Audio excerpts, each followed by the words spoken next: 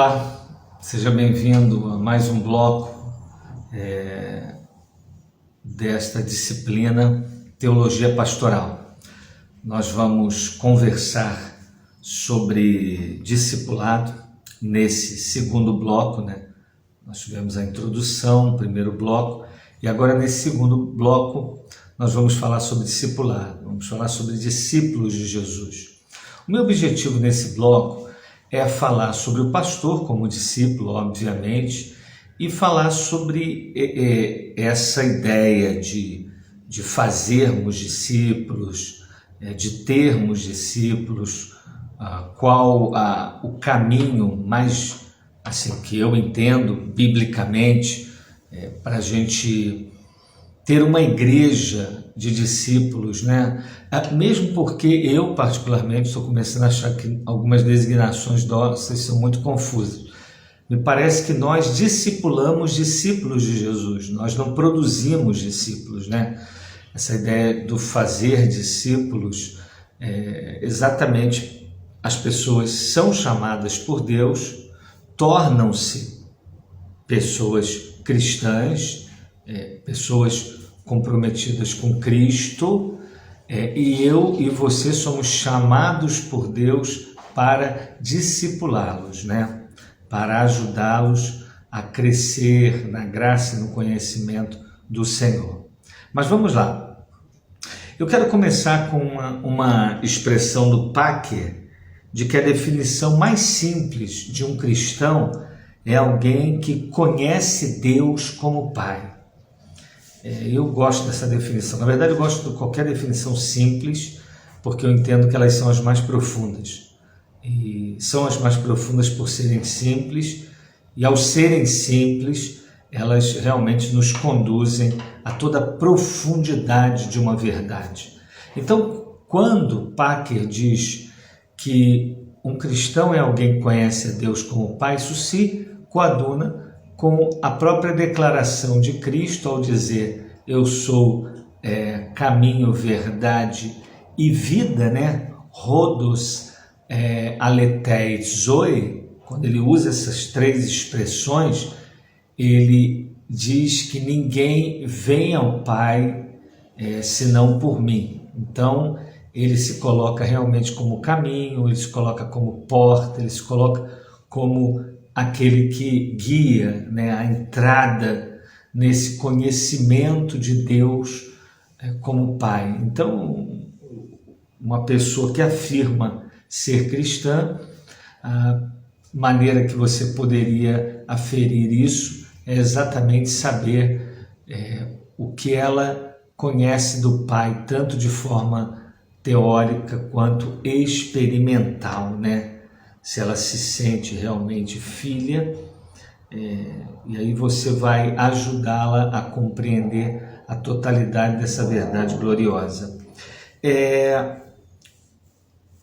Por que discipulado?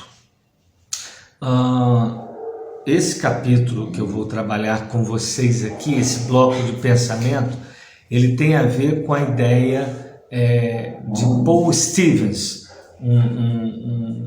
um homem que eu particularmente tive a oportunidade de ouvi-lo na década de 90, no início da década de 90, quando ele esteve no Brasil. Eu não sei se era a primeira vez, e ele, um homem muito, muito precioso. E nós vamos trabalhar aqui as ideias nesta maneira que nós vamos pensar discipulado. Nós vamos estar bem centrados nas ideias do Paul Stevens. O Paul Stevens coloca uma coisa interessante, ele cita Dallas Willard e ele chama a nossa atenção. O Dallas Willard coloca uma coisa muito interessante que eu gostaria de ler para vocês. Ele diz assim: multidões estão se voltando para Cristo em todas as partes do mundo.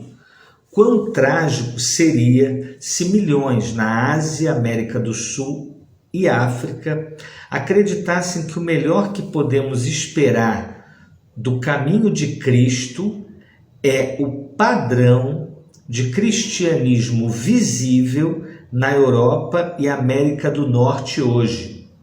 A Igreja de Cristo estaria incorrendo no grande perigo de nivelar sua mensagem por baixo.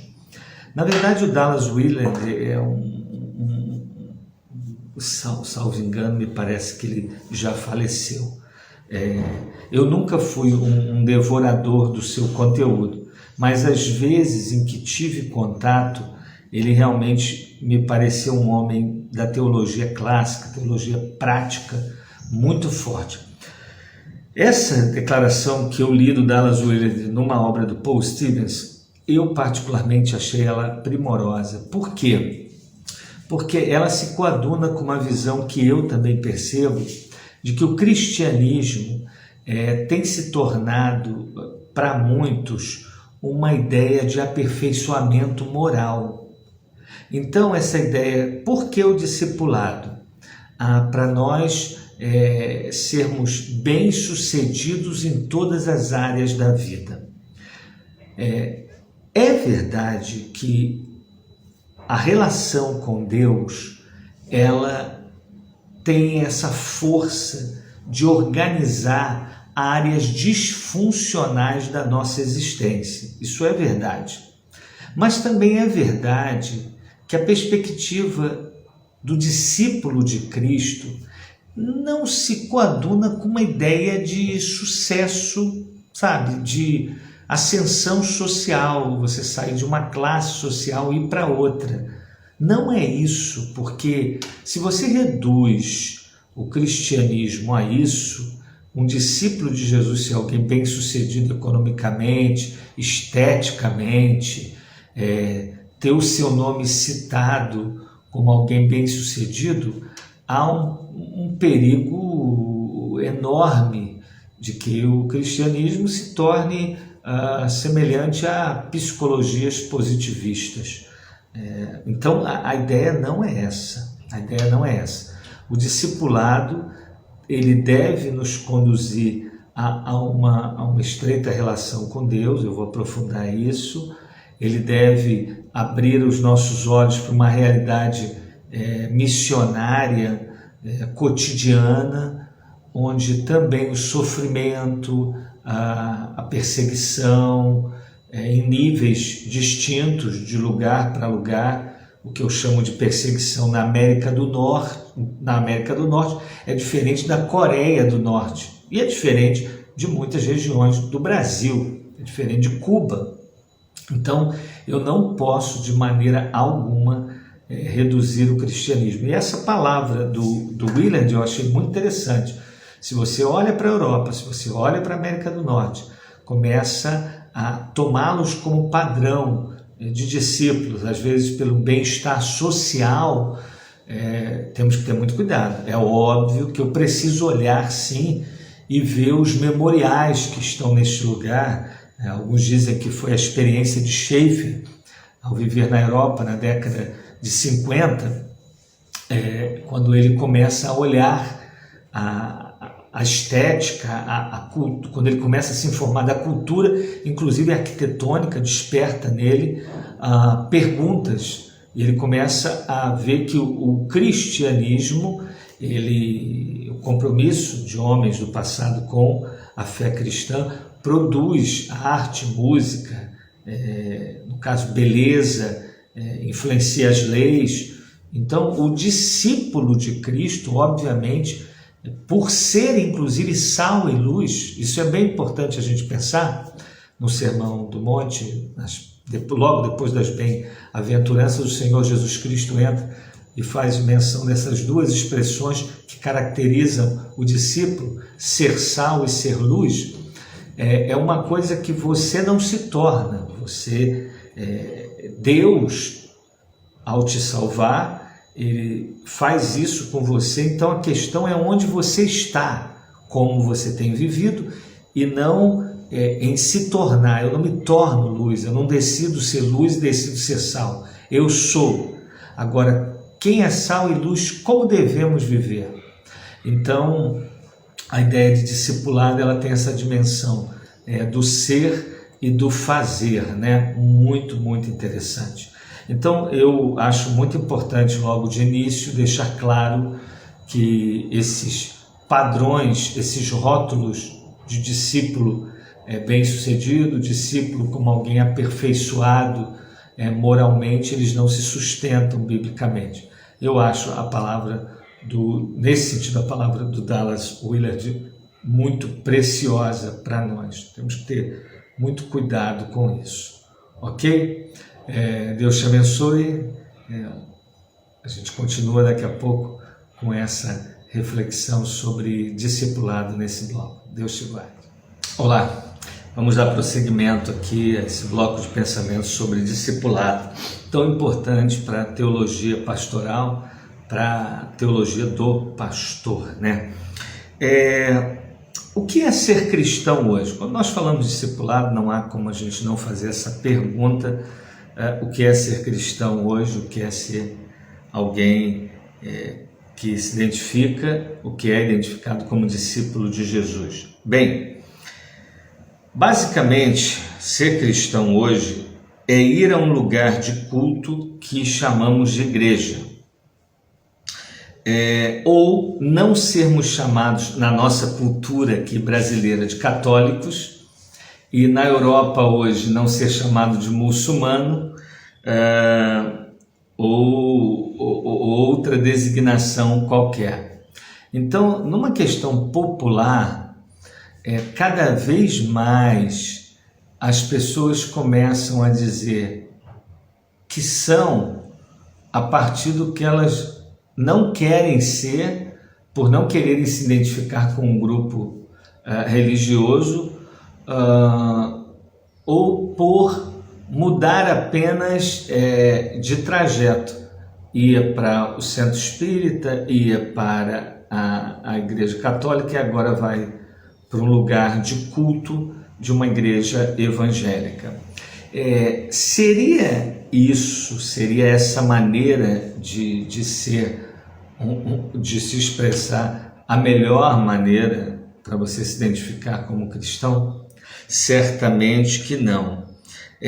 O termo cristão é usado no Novo Testamento 3 vezes, enquanto discípulo é usado 269 vezes. Isso é muito interessante para nós, né? Porque ainda que o cristão tenha essa designação do pequeno Cristo, de ser identificado como alguém que está identificado com Cristo, mas a ideia no Novo Testamento, quando chama atenção para o discipulado, parece que havia um movimento na pessoa que se identificava como cristão. E já que a palavra discípulo tem essa ideia de alguém que aprende, um constante aluno, uma ideia também que denota o reconhecimento de alguém como seu mestre, como seu senhor, talvez os nossos irmãos do passado que ganhavam esses títulos, por exemplo, no livro de Atos, em Antioquia, quando os cristãos são identificados, eles são identificados como os do caminho, né? Ali, até aquele momento ali, você percebe que eles recebem essa designação. Essa coisa de ser aqueles que se identificam com os do caminho traz essa ideia realmente de movimento, não só de identificação, talvez com a grande declaração de Cristo, eu sou o caminho, com a pessoa de Cristo, mas com esses santos peregrinos, né? Pessoas que entenderam o que estão fazendo aqui, pessoas que têm uma direção, e isso faz toda a diferença. Então, essa ideia do discípulo, ela tem uma ideia muito forte de movimento. Ser discípulo é muito mais do que ir à igreja e ter crenças corretas e observar uma liturgia cristã. Alguns também é muito interessante, principalmente no momento da nossa cultura, onde você tem um considerável número de artistas, de celebridades do mundo esportivo ou da teledramaturgia que afirmam serem cristãos. E às vezes eles cantam músicas, eles sabem músicas, né? Pedem até música quando fazem 3 gols no Brasileirão. Eles às vezes são capazes até de citar algumas expressões, mas o que a gente observa é que para muitos deles ainda a ideia é uma ideia de ir a algum lugar e uma ideia de saber algumas coisas, e parece que fica por aí. Você não percebe essas coisas impactando o cotidiano dessas pessoas. E tá aí, eu tenho comigo que é nesse momento que nós pastores entramos. Eu realmente acredito que muitos artistas, celebridades estão se convertendo. Eu acredito nisso. Mas eu também acredito que muitos pastores não sabem lidar com essas pessoas, ou dando-lhes tratamento especial, que você olha para o Novo Testamento, ninguém recebeu. Ninguém recebeu. E quando eu falo tratamento especial, eu não estou nem dizendo de você se encontrar com uma pessoa dessa de forma mais privada. Não é isso. Eu acho até que é ideal, porque, convenhamos, se uma celebridade ela vai a um lugar de culto, não há como evitar. As pessoas vão olhar para ela, as pessoas vão querer tirar foto, e isso vai acontecer. Por isso que é muito importante. Eu lembro uma vez de ter ouvido o pastor Bill Hybels, que era pastor ali em Chicago. Ele falou que numa época uma celebridade do basquete, né, e Chicago durante muitos anos tinha um dos melhores times da NBA, na década de 80, eu acho que um pedacinho de 90 também. Ele teve que ensinar a igreja a se relacionar com aquela celebridade, para que a pessoa se sentisse irmão antes de se sentir celebridade, né? Porque a pessoa às vezes não aguenta, não vai nem ao culto. Vou chegar lá, o pessoal vai fazer selfie, na época não era selfie, né? Era outra coisa, dar autógrafo, por aí vai. Então preste atenção. Eu acho que a nossa questão é ajudar essas pessoas que estão chegando a exatamente eles crescerem nessa relação com Deus, orientá-los acerca de vida de oração, relação correta com a doutrina bíblica, não apenas do conhecimento, tornar o conhecimento algo prático, fazer as verdades do Evangelho, a encarnação, a vida sem pecado, morte, ressurreição e ascensão, irem para o cotidiano dessas pessoas. Eu creio isso ser muito, muito importante. Então, discipulado, eu creio que essa vai ser a pauta do nosso ensino para todos que você percebe um interesse apenas formal pelo cristianismo. Discipulado é essencialmente uma relação transformadora com alguém que é tão influente hoje, e talvez até mais, do que quando os primeiros discípulos cristãos viraram o mundo de cabeça para baixo. Paul Stevens usa essa expressão de cabeça para baixo. Eu prefiro dizer que viraram o mundo de cabeça para cima, porque de cabeça para baixo o mundo já está desde que o homem foi expulso do Éden. Então preste atenção. O que está sendo dito aqui é que, como o nosso Cristo está vivo, lembra? A adoração, uma das marcas da adoração é que Deus está vivo, Cristo está vivo. Então eu preciso levar essas pessoas a se relacionarem com esse Cristo vivo, aproximá-las de Cristo, ajudá-las. Quando a gente diz aproximar, eu creio que eu estou falando aí, principalmente por causa do nome da escola, se uma escola reformada, então vocês vão falar, como é que você aproxima? Só o Espírito Santo pode criar isso. Eu estou falando aqui no sentido de levar essas pessoas até a água, levá-las até o poço. Eu sei que lá no poço eles vão, eles mesmos, conversarem com a água da vida, mas nós, como povo de Deus, temos essa responsabilidade. E eu creio que, munidos dessas informações, de que o discipulado não podemos reduzi-lo a ir a um lugar, conhecer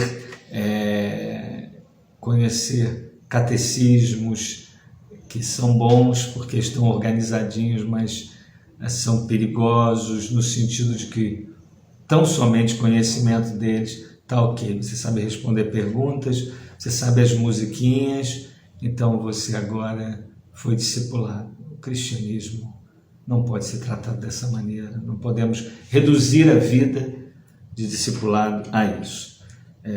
Que Deus te abençoe, que essas lições comecem a ganhar mais e mais o seu coração, e depois a gente retorna com mais um módulo dentro desse bloco de pensamento sobre discipulado. Deus te abençoe. Olá, bem-vindo a esse terceiro módulo desse segundo bloco, onde nós estamos falando sobre discipulado. Eu não tenho dúvida de que o pastor da igreja, ele precisa se perceber como discípulo, não só verbalmente, ele precisa ter uma relação com a verdade que ele anuncia. Eu não tenho dúvida de que este é um dos nossos grandes problemas na atualidade. Pessoas que falam muito sobre discipulado, mas nós encontramos poucos sinais práticos de que realmente aquilo que ele afirma encontra-se na sua vida.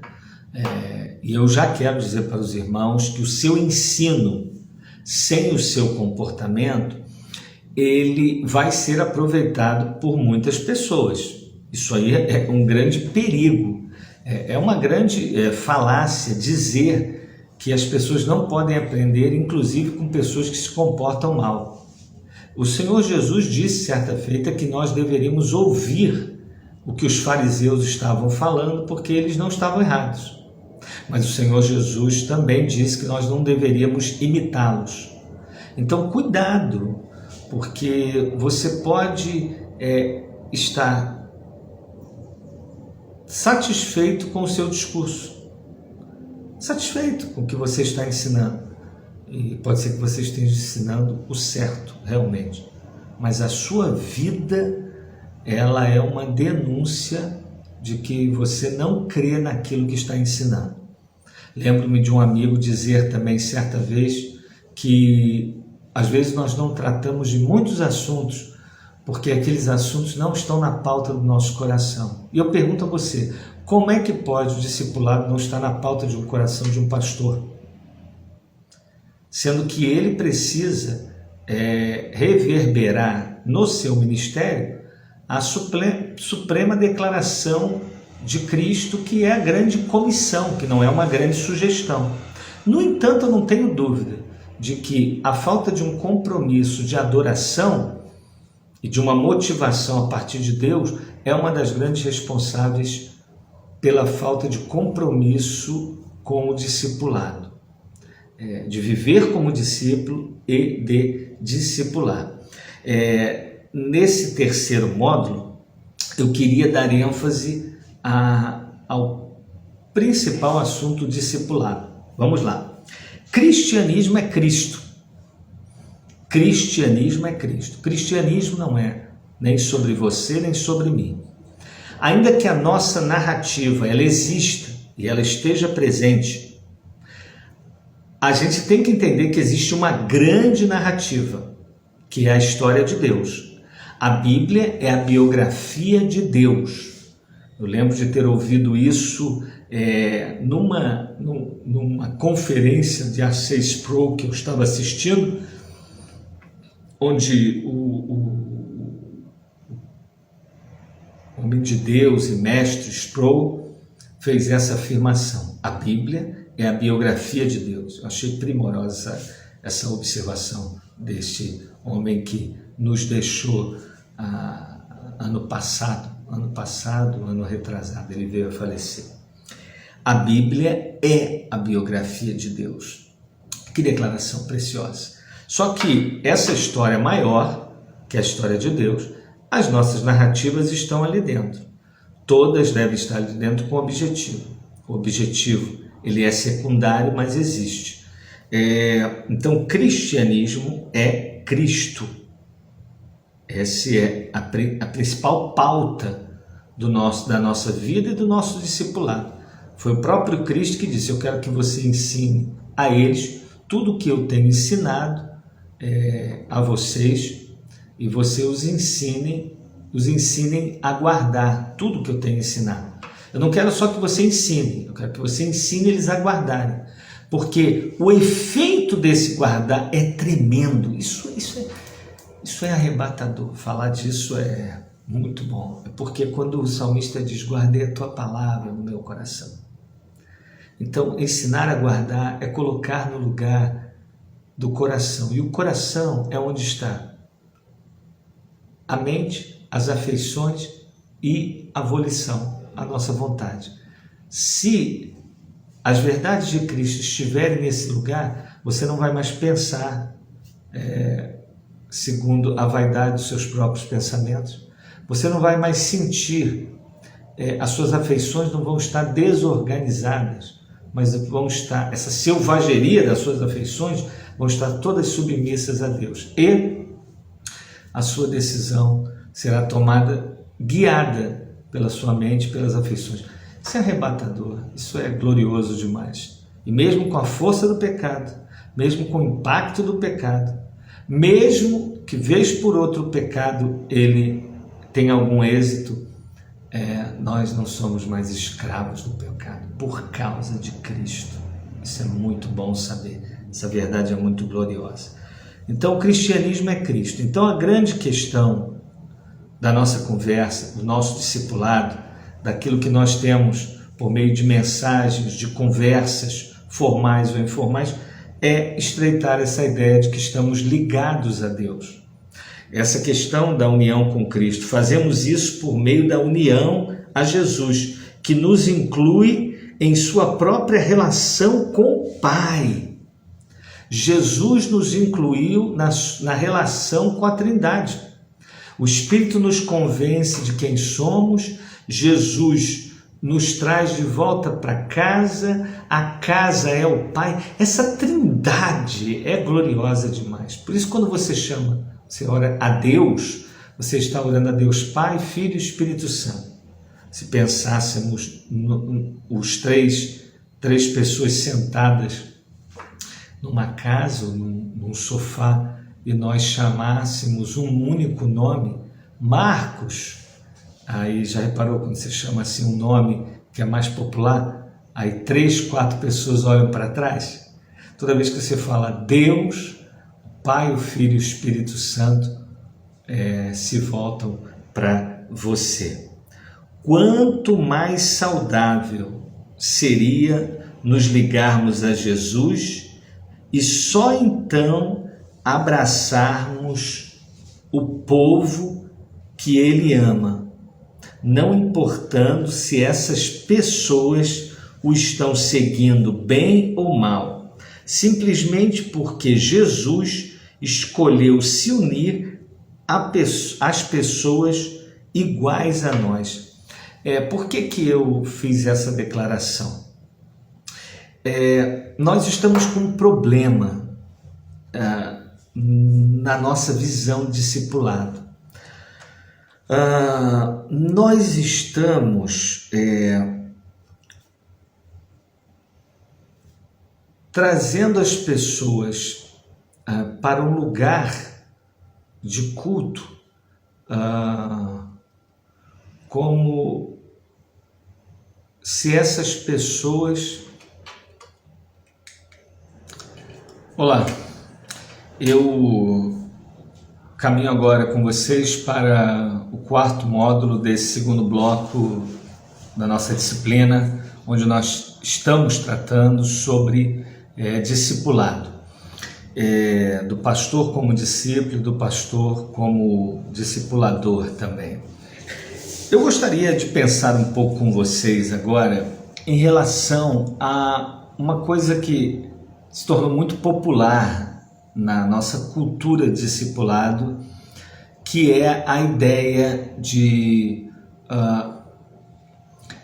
nos preocuparmos, às vezes, em sermos uma igreja acolhedora, nos preocuparmos em apresentar para as pessoas os seguidores de Cristo, ou trazer as pessoas para seguirem os seguidores de Cristo, antes mesmo de apresentar Cristo a essas pessoas. Com isso eu estou dizendo o seguinte: essa ideia de trazer uma pessoa para a nossa comunidade, ela realmente é muito forte. É como se nós acreditássemos que quando essa pessoa conhecesse os discípulos de Jesus, ela ficaria como que automaticamente encantada com Jesus.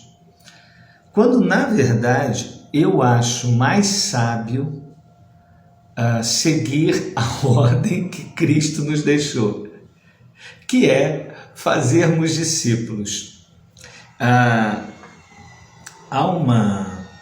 uma expressão muito interessante, essa pergunta que o Paul Stevens faz, eu achei ela muito forte.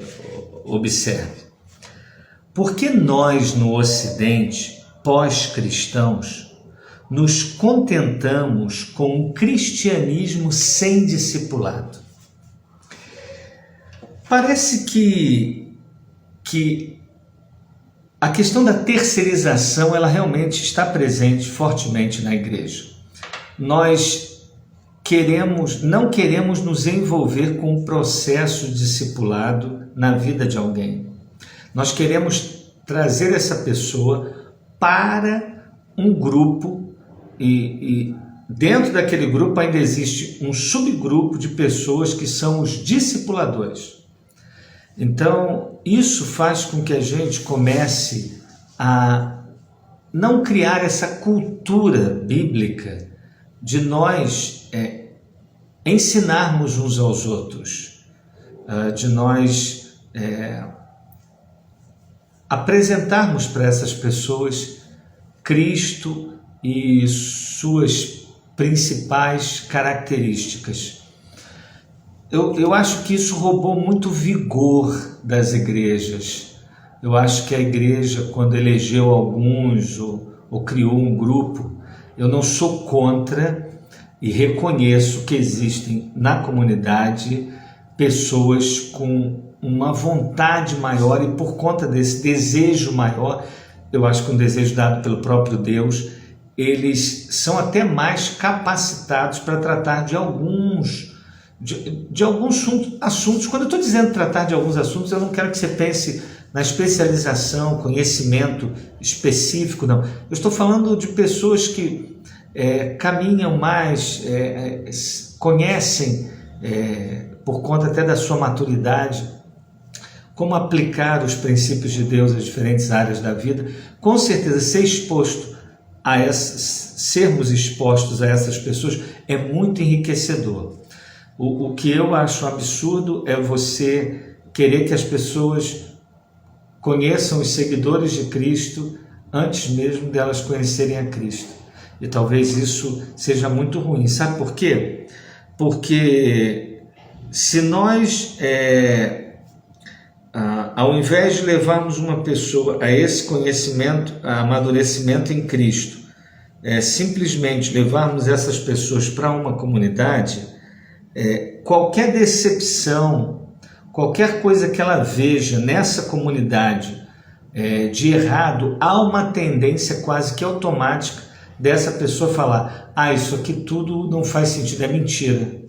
Quando na verdade, quando ele conhece Cristo e o tipo de pessoa com quem Cristo se relaciona, ela logo vai perceber que aquilo que ela está vendo na comunidade, onde não há esse acolhimento todo prometido, não há essa paixão avassaladora por ela, não há todo esse interesse pelos seus momentos difíceis. Ela vai perceber que Cristo veio exatamente para corrigir essa postura. Então, ao encontrar isso, de maneira alguma ela vai falar: isso aqui não é uma igreja verdadeira. Não, pelo contrário, ela vai dizer: que bom que eu estou neste lugar, porque é aqui que Cristo age, se move. Então, é muito precioso você dar ênfase à formação dessa pessoa. Outra coisa importante: Cristo não é o meio para a nossa espiritualidade. Quer dizer, eu não vou me relacionar com Cristo para me tornar uma pessoa espiritual. Nessa relação eu estou entendendo o seguinte: eu não começo a buscar orientações com Cristo para a espiritualidade. Eu entendo que Jesus é a própria espiritualidade. Então, o que eu tenho que conhecer, com quem eu tenho que me relacionar, conhecer e relacionar, eu gostaria que você tratasse essas palavras como sinônimos. Eu não estou conhecendo para manter distância, ou então eu me afasto para conhecer. Não, o meu conhecimento é uma relação e a minha relação é um conhecimento. Então, esse modelo que eu entendo que a Bíblia nos apresenta, eu vou perceber que Cristo é. Por isso que a minha união com Cristo, ele me coloca numa relação com o Pai e com o Espírito. Ele me traz para esse ambiente de profunda amizade. E é nesse ambiente de amizade que eu desenvolvo um estilo de vida missionário. Isso é muito importante, muito enriquecedor. Olá, bem-vindo a esse quinto módulo, onde nós vamos dar prosseguimento a esse bloco de pensamento sobre discipulado, onde eu estou falando do pastor como discípulo e da relação dele com aqueles que Deus irá confiar ao seu discipulado. Bem, o que eu gostaria de falar agora? Agora eu gostaria de entrar na questão de uma imagem que eu gostaria de pintar na sua mente. Essa imagem não tem nada a ver com organograma, fluxograma, uma ideia de um esquema para você desenvolver um ministério discipulado na sua igreja. Não. Ela tem a ver com uma realidade que o próprio Deus inaugura. Uma das coisas que a gente precisa levar muito a sério no discipulado é que Deus chama os seus discípulos e Ele os coloca numa comunidade local também, entendendo que a comunidade local está dentro do reino de Deus. Ela não é a promotora do reino, não é o reino de Deus é um lugar invisível, mas real, onde Deus reina, onde a vontade dele é feita na terra como é feita no céu, e a igreja está dentro desse reino, e a igreja é uma das expressões desse reino, como comunidade, como lugar de amigos, de irmãos, que a partir dela a missão de Deus vai ocorrendo por conta das vocações diversas que se encontram nesse lugar. Mas vamos lá. Eu gostaria que você, então, construísse na sua mente 4 círculos, né? Um círculo maior e depois você vai reduzindo até chegar a um círculo menor. Qual é o círculo mais importante? com as pessoas mais especiais. Não existe isso. E no próximo módulo isso vai ficar mais claro. Existem realidades macro e micro, mas não significa que uma é especial, a outra é descartável, de maneira nenhuma. Eu queria apenas que você percebesse como o ministério de Jesus, enquanto aqui esteve fisicamente, porque ele ainda está entre nós, eu gostaria que você percebesse como os contornos desse ministério. Isso é bem interessante. E eu gostaria que você pensasse, inicialmente, nesse círculo maior. A multidão, ela amava ouvi-lo ensinar e observar a realização de milagres que Jesus fazia. A multidão amava isso. E muitos deles,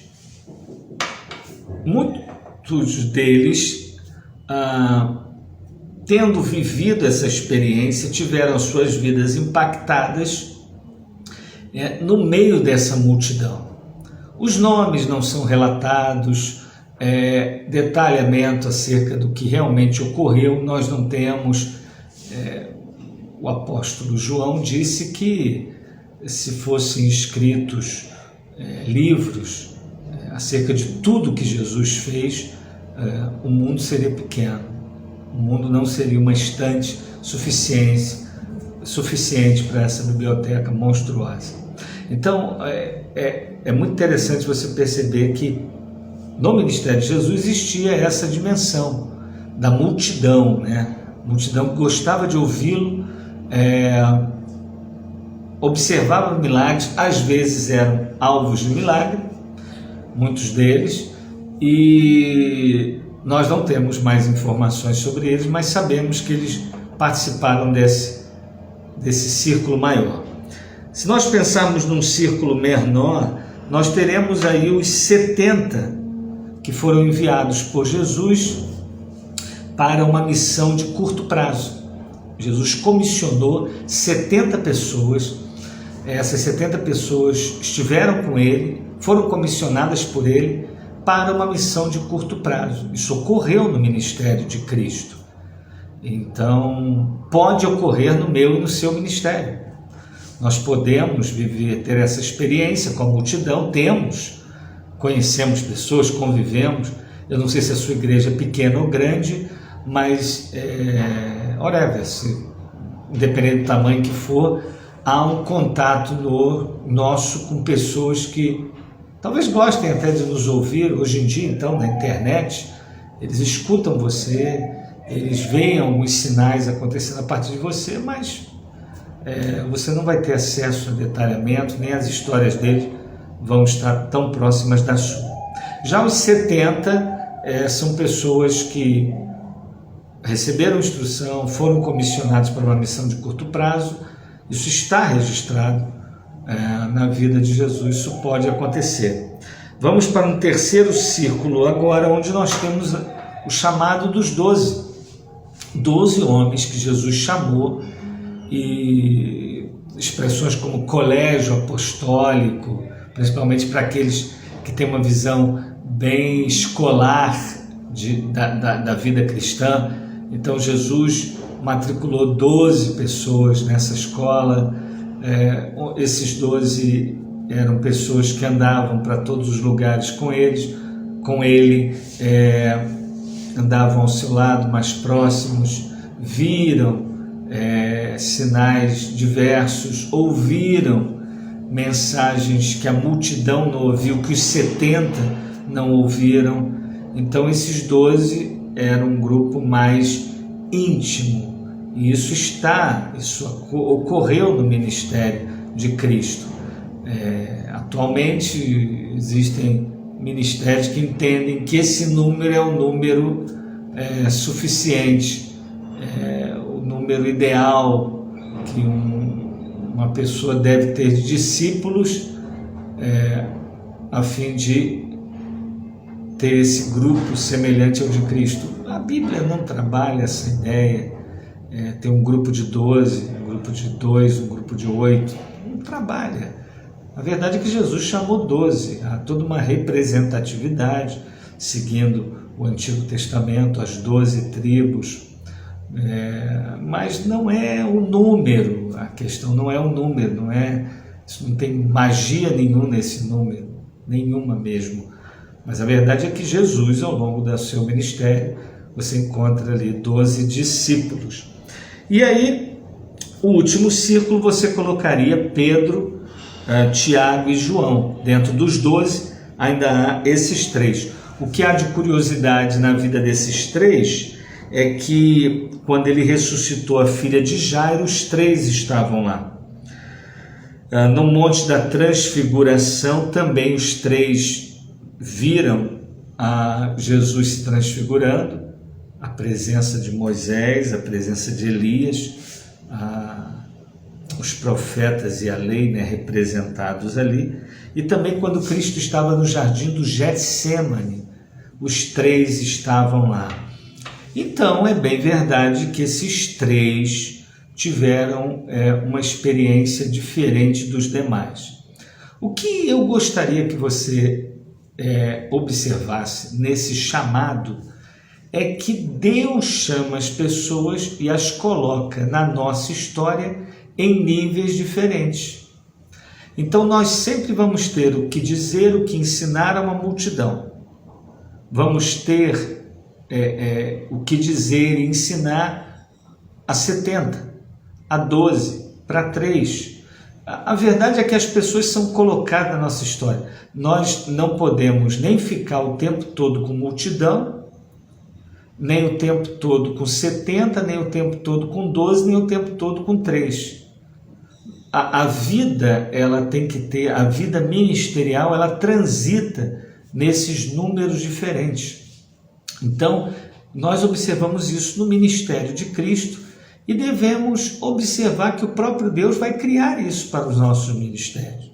Ele vai colocar pessoas bem mais próximas do que outras, e aí não vai uma visão utilitarista, porque eu pergunto a vocês, qual era a vantagem que Cristo tinha em ter aqueles 3 homens? Se você observar bem, os 3 vão abandoná-lo, inclusive. E Cristo sabia exatamente que eles fariam aquilo. No entanto, você percebe que o Cristo homem, ele tinha esses relacionamentos. Então, eu creio ser salutar essas pessoas. Creio que, no nosso caso, diferente de Cristo, é sempre um intercâmbio. Nós não somos fonte, nós somos a mesma água do mesmo rio, nós estamos no intercâmbio de dons. Há momentos em que eu estou ouvindo um irmão, há momentos em que o irmão está me ouvindo, e é uma dinâmica, algo ligado à reciprocidade, dando e recebendo, recebendo e dando. Então, a minha palavra sobre esse chamado ao discipulado, e do pastor como discípulo, do pastor como discipulador, é que isso seja observado, esses círculos que o próprio Deus cria na nossa vida. Comece a observar isso na sua comunidade, comece a observar isso na sua vida, porque é o próprio Deus que está criando essas situações. Amém? Deus te abençoe muito e até o próximo módulo. Olá, chegamos ao nosso último módulo desse bloco relacionado ao tema que trata sobre o tema discipulado. Eu gostaria de falar sobre dimensões do discipulado, Primeiro eu quero reforçar a ideia de que discípulos são pessoas que percebem terem sido chamadas para estar com Jesus e serem enviadas por Ele para participar do seu trabalho. Então, o discípulo, ele tem uma consciência de que Deus o trouxe para si e que também o envia para participar do seu trabalho. Isso é muito importante. Esse maior interessado em alcançar, em manifestar amor, misericórdia, em ajudar, é Deus. eu e você nos unimos a Ele. Por isso que é muito comum, quando você está numa relação de estreita comunhão com Deus, se interessar muito pelo tema da evangelização. Você sabia disso? Porque geralmente nós começamos a gostar do que Deus gosta. E Deus gosta de salvar e de produzir amadurecimento nas pessoas. Então, o discípulo é alguém que Deus trouxe para si e envia para abençoar outras pessoas. Estar com Jesus em missão e amizade é a essência do discipulado cristão.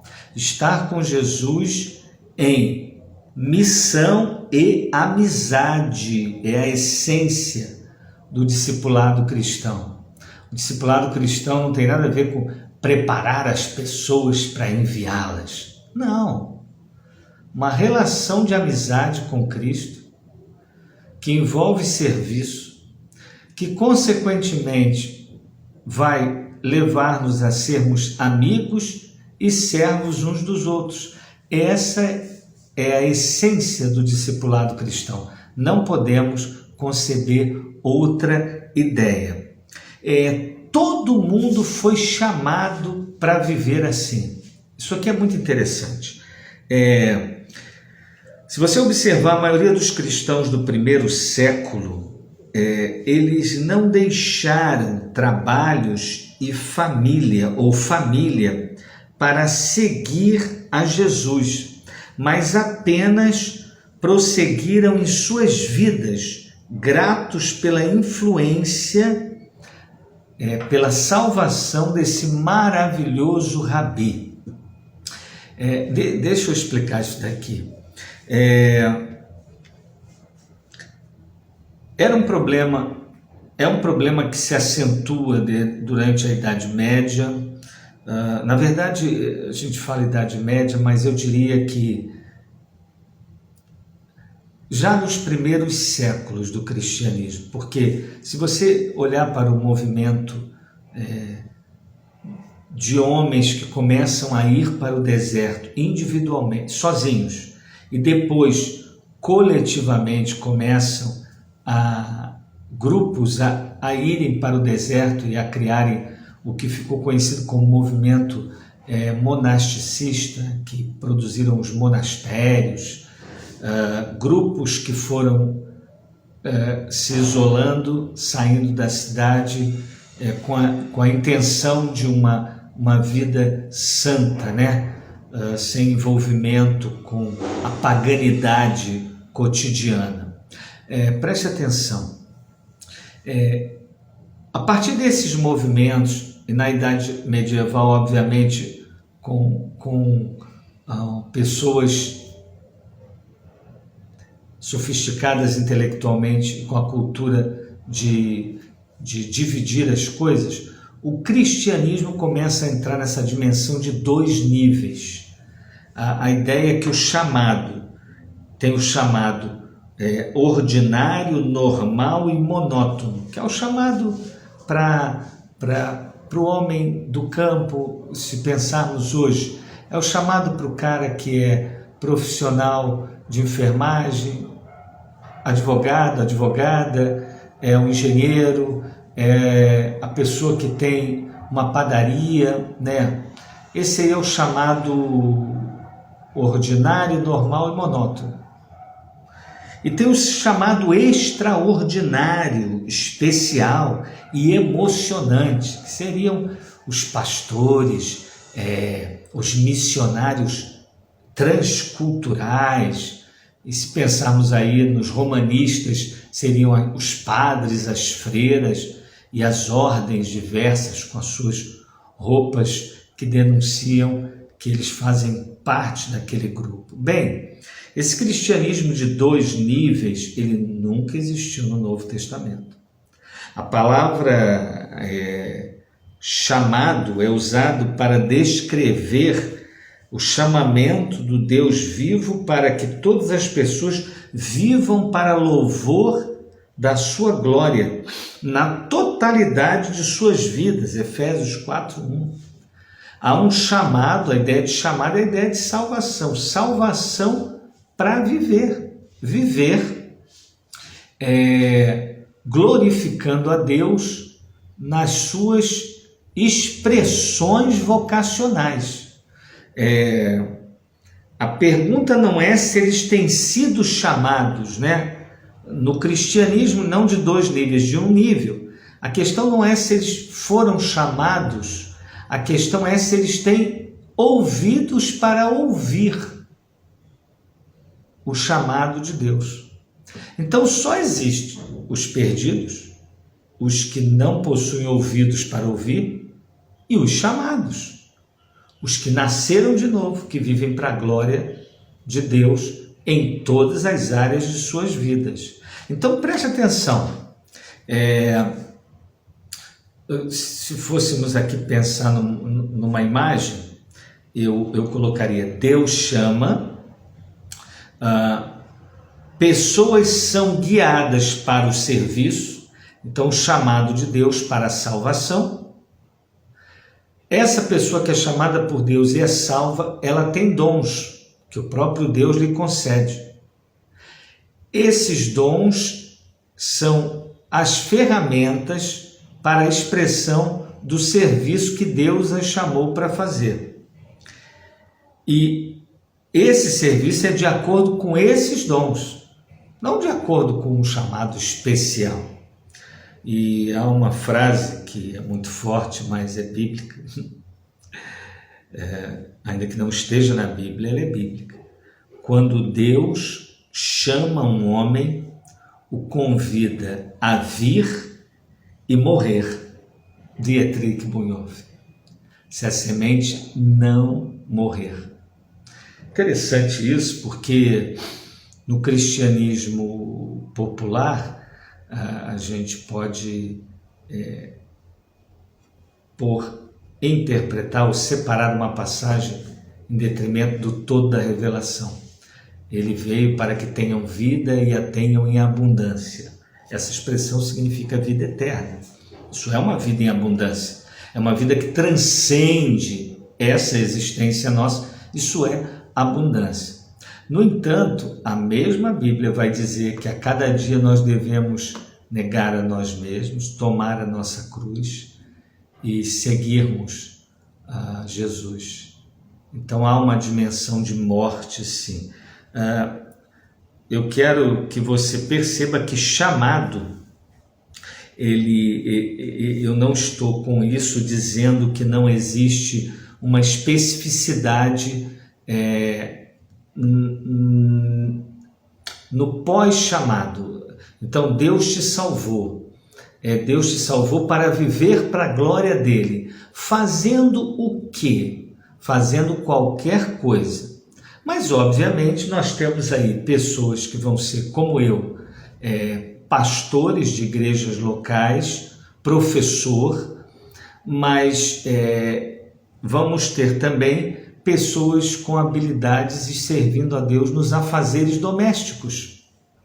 Eu estou usando essa designação para que fique claro de que não há nenhum chamado especial. Não há nenhum chamado especial. E para mim ninguém fala sobre esse assunto como Martim Lutero. Eu separei uma observação dele aqui. Votos monásticos. Martim Lutero, sempre lembrando, muitas das suas considerações ele está fazendo oposição ao movimento monástico dos seus dias. Votos monásticos se baseiam no pressuposto falso que há um chamado especial, uma vocação para o qual os cristãos são convidados a observar os conselhos da perfeição, enquanto cristãos comuns cumprem somente ordens.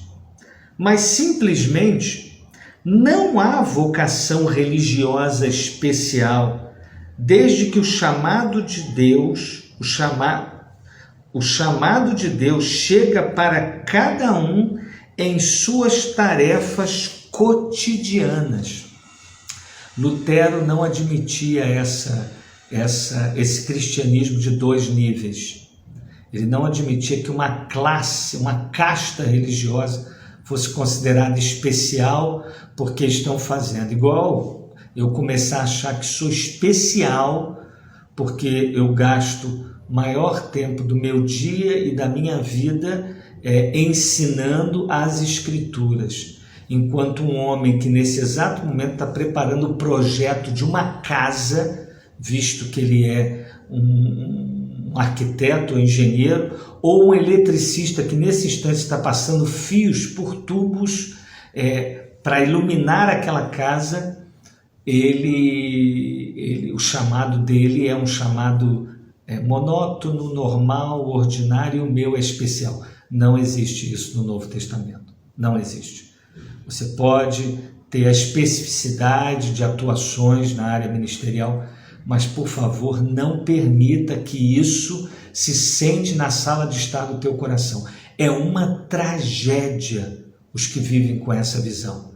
Talvez isso explique pessoas que hoje se encontram como pastores, abandonaram as suas atividades confusos, achando que o que faziam não tinha expressão para o reino de Deus, e hoje são homens bem deficientes em suas atividades porque não possuem as ferramentas para executá-las.